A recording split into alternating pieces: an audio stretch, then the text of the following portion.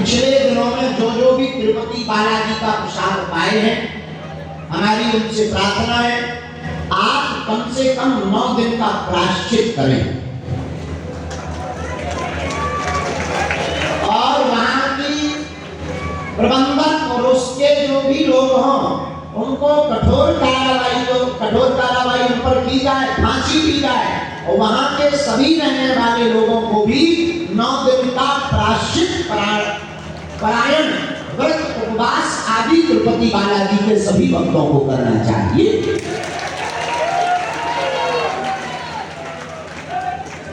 दूसरा, अभी हमको सूचना मिली कि हमारे मध्य प्रदेश के बहुत ही प्रिय मुख्यमंत्री जी ने जैन बोर्ड की एक चर्चा की। हम भारत सरकार से चाहेंगे जब वक्फ बोर्ड हो सकता है तो सनातन हिंदू बोर्ड क्यों नहीं हो सकता है,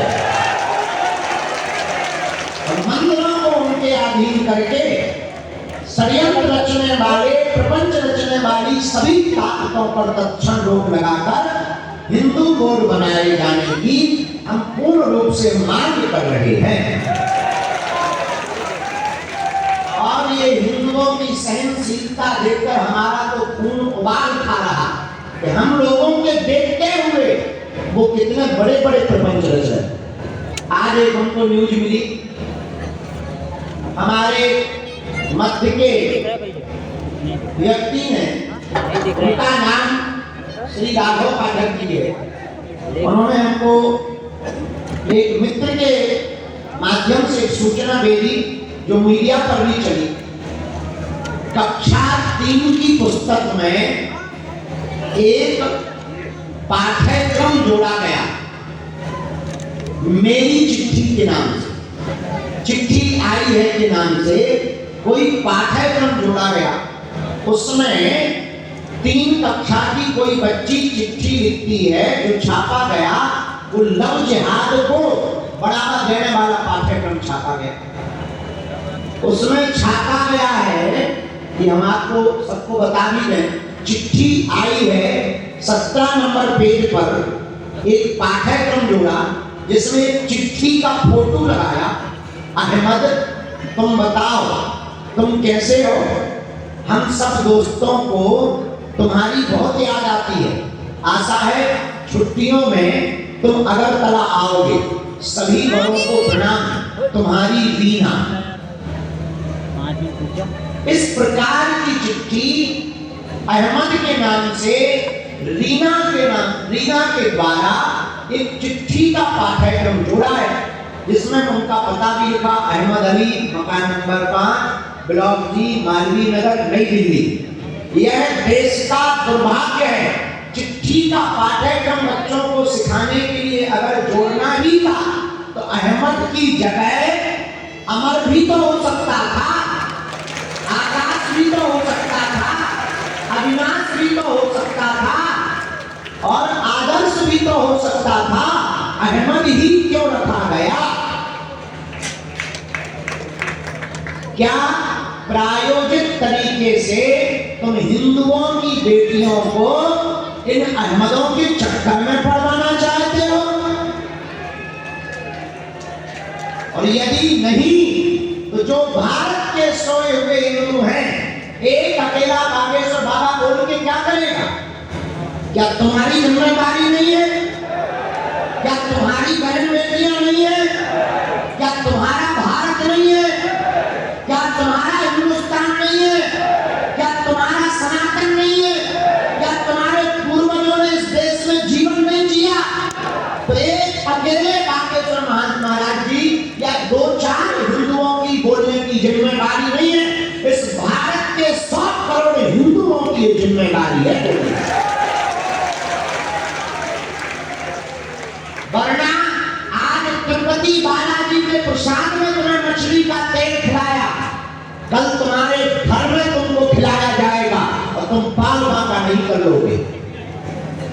और धीरे धीरे पूरा धर्म भ्रष्ट हो जाएगा, सनातन से सब जो है विचलित हो जाएंगे और हम लोग केवल हिंदू हिंदू करके ताली बजाकर, रील चलाकर, वीडियो बनाकर, फॉलोवर जोड़कर, नाम कमाकर नेता बनकर के जो है मंच सजाएंगे।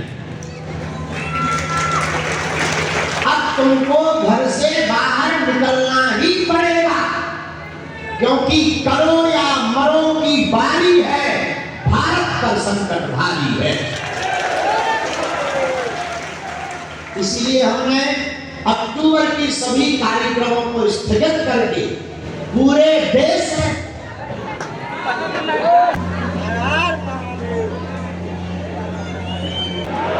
इसलिए हमने अब निर्णय ले लिया कि अक्टूबर में हम जो है कहीं नहीं जाएंगे, यहीं पर रह करके भारत में क्रांति खड़ी करने की योजना बनाएंगे। अक्टूबर में दरबार तो लगेगा पर कम समय के लिए लगेगा। हम यहीं रहकर योजना बनाएंगे और भारत के हिंदुओं को जगाने के लिए आने वाले 20 साल में हम लोगों को क्या करना है इसकी हम योजना तैयार करवा, ताकि मंदिर हिंदुओं के अधीन हो। हिंदू धर्मावलंबी अगर मंदिर की सेवा करेगा, मंदिर का कारभार देखेगा, तो वो पूजा पाठ में उपयोग की जाने वाली वस्तुओं को नियमित रूप से पवित्रता की जांच कर पाएगा। धर्म विरोधी कोई जो है नास्तिक अगर देखभाल करेगा तो वो धर्म भ्रष्ट करने की तैयारी करेगा। इसलिए सरकार को तुरंत ठोस कदम उठाने चाहिए। वक्त वोट हो सकता है। मध्य प्रदेश सरकार की घोषणा के अनुसार जैसे हमारे ही प्रिय जिस समुदाय को हम हृदय से मानते हैं, जैन बोर्ड, जो माननीय मुख्यमंत्री मध्य प्रदेश श्री मोहन यादव जी ने कहा है, उसी आधार पर अब भारत सरकार और मध्य प्रदेश सरकार को तत्क्षण सनातन हिंदू बोर्ड बना देना चाहिए। इससे मंदिर सुरक्षित रहेंगे, तीर्थ स्थल सुरक्षित रहेंगे, मंदिरों पर मस्जिद और